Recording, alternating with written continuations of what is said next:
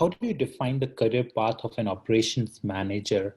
Like, where does it start? What's the entry level role, and where can it lead up to? Okay. So for operations manager, the career path is really what you make it. So know your desired path before you start and be open to figuring it out in the process as well. So there are several paths that I'll share with you all. Typically for an operations manager, if you're starting at an entry-ish level, you'll start at area manager and then move up to ops manager, or you can start at ops manager and then your next course could be from operations manager to senior operations manager, meaning you're now leading several operations managers who are responsible for several shifts and departments. From there, you can move to assistant GM if you're in particular focused on a building or fulfillment, for example. And an assistant GM is now having an impact on senior operations leaders and really being involved in the culture of the building, ensuring that you're delivering and they are learning and on their way to becoming a general manager. And then from general manager, you could then move up to regional director. That's one path. Another path is from operations manager to individual contributor role if you decide that is the path that you would like to take. And the third one is from an operations manager to a regional team role. So sometimes candidates are looking to move outside of a particular building or a particular organization, but this is the way for you to have a regional impact. And then also you can move from an operations manager role to a site lead. And so there are some opportunities where there are smaller businesses where you may be at that same level as an operations manager and be running a smaller business on your own. And so those are just some ideas of particular paths when it comes to being an operations manager. So it's very, very diverse, right? There are a lot of opportunity out there, and that's what I mean by it's really what you make it. Especially for larger companies, you have a hand in your own self-development, and you can decide where you want to go. And so there are different paths based on what you are interested in, where your skills are. Okay, that's awesome. So as you talked about larger companies, so what characteristics do you consider while selecting an employer for this particular type of position, right? Because it's really important which company to choose if you're looking to spend at least 3 to 5 years at a particular place. So what are the 3 or 4 most important things that a candidate should consider while selecting an employer? I think it's really important to consider the employer's reputation for investing in your development. And so if you're looking to be with a company long-term, you want someone who invests in you as well. Someone who believes in continuing education, who provides support and make sure that you are being supported as a leader that you're trying to go into. So for me, investing in development is important. Longevity of the company. When you're looking for someone, you want to make sure that they have a firm foundation that they're going to be around. Also, depending on what you're looking for, look at the size. And so know what it is that you feel comfortable with when it comes to how you want to be challenged, whether you want to work in a really large company or if you want to work in a smaller company and have a larger impact and make a name for yourself that way. Those are good things to know ahead of time and make sure that you're looking into that when you look at the company that you're going to apply to. And then really, where are they in the market with their competitors? Because when you look at longevity, you want to make sure that you're looking for a company that is, like I mentioned before, going to be around. Are they leading the competition? Are they falling behind? Are they stable? What is it that you're really looking for out of your application to a company? Mm-hmm. That's perfect. Thank you so much. And it seems like operations manager, there's like a lot to do. You have to keep multiple things in mind, right? You have to manage a team at the same time. You will be working with various teams all through the day. So what are the 3 to 4 major challenges that you face in your daily job as an operation manager?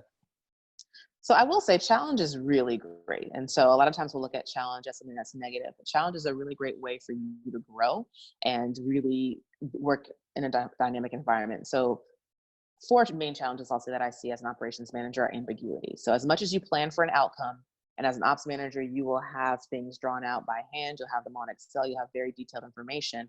As much as you plan for an outcome, you can still expect for it to change. You can expect for a wrench to be thrown in your plans. How do you then handle that ambiguity and stick and move, so to speak?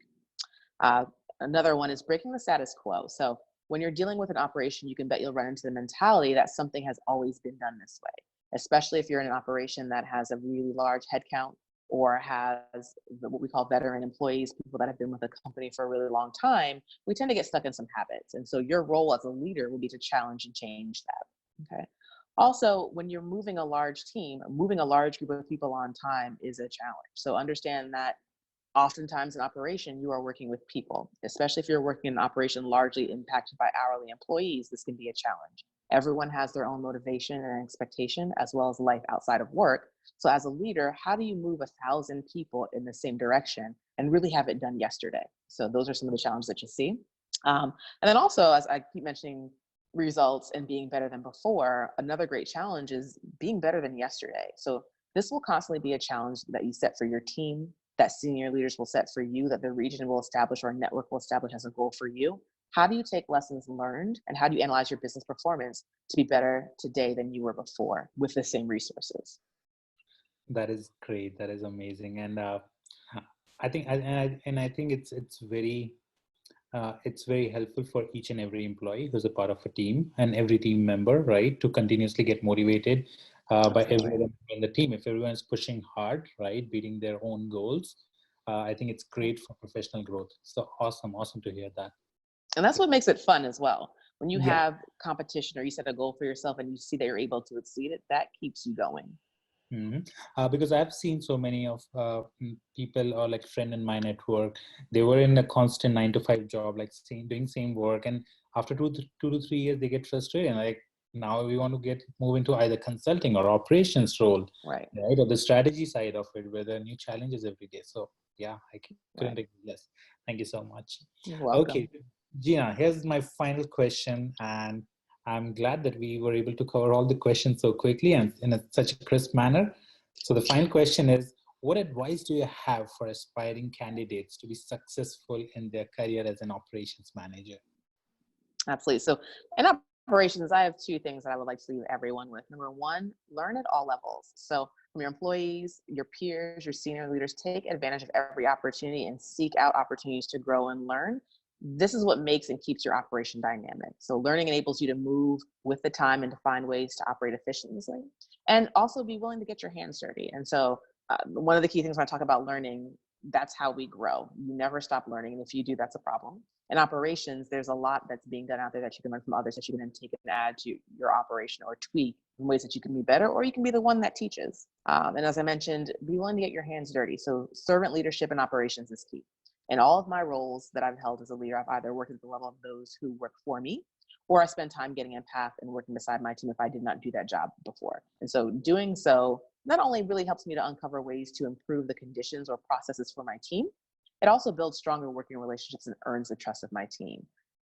We don't really respect those that look down at us from above that are supposed to be managers. We respect those that are working beside us and understand or can empathize with what we're going through and what the job entails, even if that's not your responsibility. That really helps you as a leader understand what is expected of your team and really how to work and lead your team. hmm